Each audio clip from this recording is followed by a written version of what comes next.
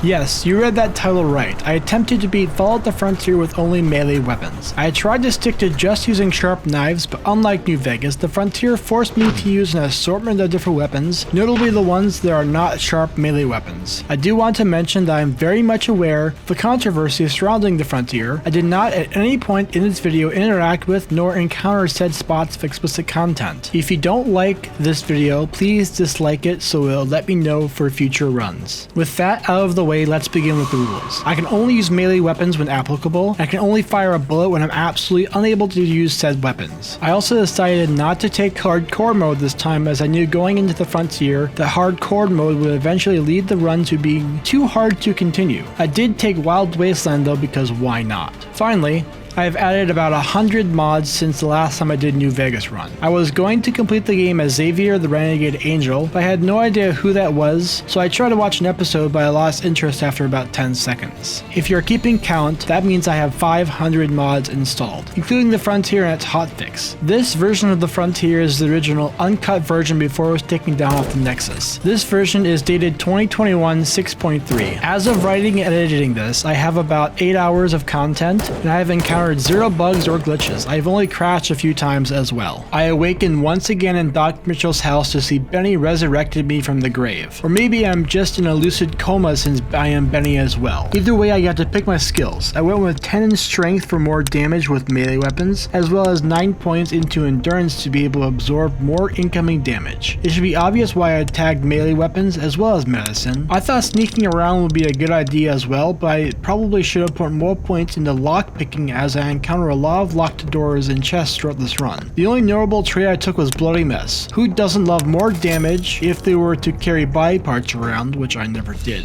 After acquiring baby's first knife from a box, I make my way to the exit to thank Benny for saving me, as well as get my stuff back. Outside, I enter the trigger to start the leveling process for the Frontier. I chose the max level to start with, and I started assigning the skill points I'd need to properly build a melee character. Like I said before, I'm still not sure why I didn't put more points in the lockpicking. I have a mod that allows me to pick any lock, but just like Skyrim, the difficulty is dramatically increased. With 100 points in melee and 75 points in medicine, I am ready to begin. I finally picked the remaining perks by selecting a stealth as my build. I was hoping for an easy melee stealth build, but I never got the chance to properly use it. While waiting for Private John to show up, I killed the settler's chicken and gutted it for its meat. I knew that I would take nothing along with me to Portland, Oregon, so whatever I do here won't matter. I also killed the settler that owns the chicken. All harm and no foul. With Benny dead, it was off to talk to Benny. It just feels so uncanny to see everyone look like Benny with this mod. It's called Benny World. Note that I disabled the AI voices. Don't want that in my game. I do have another mod installed called the Doc Mitchell verse, but it's currently disabled. Finally, after waiting an eternity, John showed up and gave me a pamphlet to join the NCR army. Immediately hopping into the truck after talking to Lieutenant Gray, I'm taken away to Portland. Before we could arrive though, I was shown a flashback to the great NCR Brotherhood of Steel War at Helios 1. This is what I wish was in Fallout New Vegas. Lots of gunfire, lasers, and glory. Too bad the developers were disgusting and did some shady shit. Hate the developers, not the game, I say.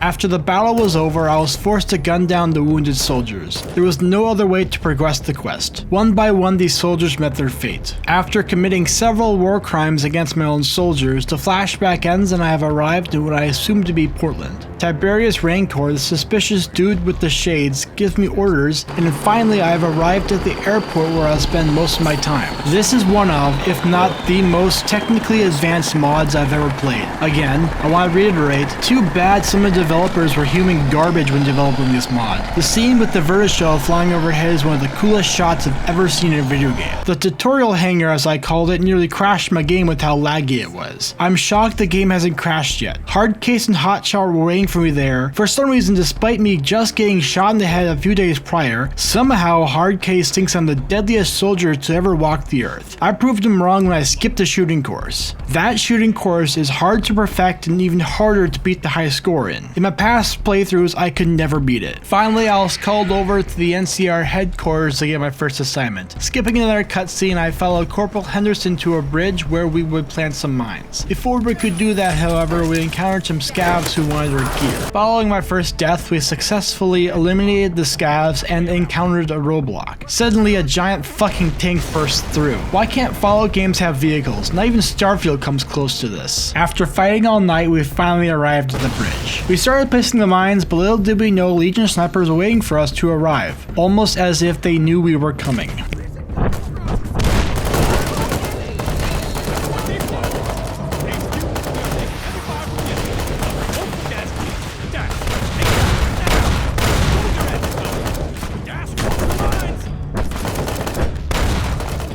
Another long cutscene later, I have been captured by the Legion. Legate Valerius is interrogating me, but I didn't tell him anything. Just in case this part is too gory for YouTube, I skipped the interrogation and started the crucifixion process. One long walk later, I'm now on top of the building, apparently facing the dam over 1,000 real-life miles away. Now playing as hard case, we are on a rescue mission to save the courier. Anti-aircraft guns are already pointed at us when we arrive, and we are down very quickly while losing half the fleet in the process. Somehow surviving the crash, I start to make my way back to the courier, cutting down legions of Legion soldiers in the process. I'm sure you can figure out what happens next. The courier is rescued, but we have to make our way back, so far back to the landing zone. We also encounter a giant Legion tank too. Have y'all ever seen Black Hawk Down?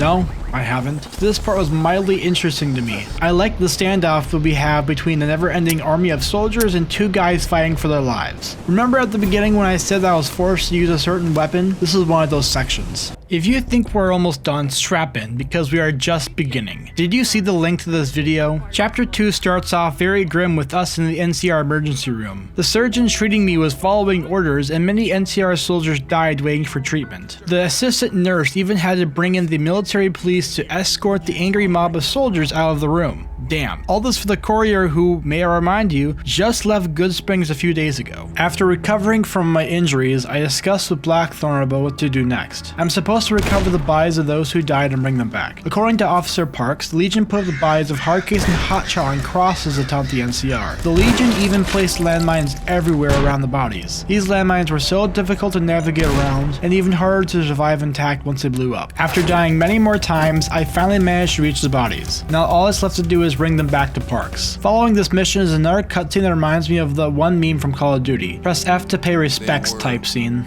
Well, explaining who they were would be pointless. You already know the Wolf Pack, and you already know everything they've done. Together, they had a kill count in the hundreds. They fought bravely, without fear or hesitation, against all kinds of enemies, from the armored knights of the Brotherhood. Back in the hangar, I'm escorted to the lower levels where a giant aircraft carrier awaits us. To say this is lore breaking is an understatement. The Frontier devs took the lore and kicked his teeth in. Who needs lore anyway when you have headcannons? Remember at the beginning of the video where I showed a clip of me driving a tank? Well, that's about to happen. I wish Fallout New Vegas had this in the base game. This is probably the coolest part of the Frontier. It's a bit cramped in here, but it beats being on foot. This armor can protect us from any small arms fire as well as the cold. We mostly just need to be on the lookout for any tank weapons and landmines. I've also heard rumors that the scavs are retrofitting their vehicles with explosives and suicidally ramming them into our tanks. So watch out for any vehicles with a large bomb strapped to it. Don't want them to get too close before they go boom. What the fuck? How many references did they stuff in here? This scene is straight out of Mad Max. Either way, it's time to kill some more scavs and have fun doing it. Also, I just remembered that this entire run was supposed to be melee only. That went out the window very quickly. The final standoff was here. Will it be the scavs or the NCR who wins the battle? Neither, because the giant spaces are annihilated both of us.